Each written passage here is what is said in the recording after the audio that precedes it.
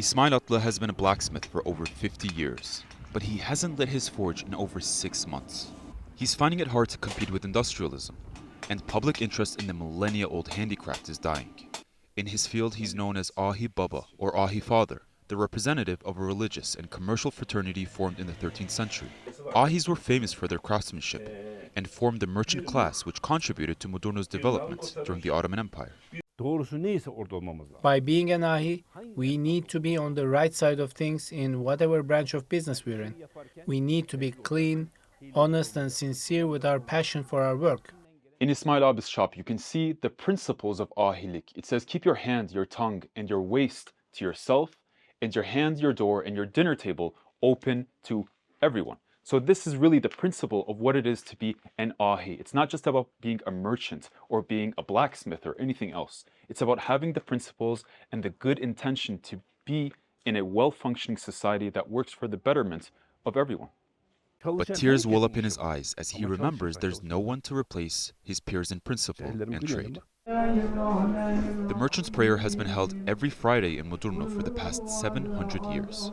The famous traveler Evliya Çelebi wrote that there were over 1,000 stalls just for needlework. Today, only a handful are left, trying to keep their tradition alive. Nurdan is one of them. She's been working at her craft for over 30 years. You need to love your work and your past. In the winter, I set up a stove in my shop. Some people come inside and sit. I have seen people cry here. They look at the shelves, ask for some tea and say, "Can we sit here?"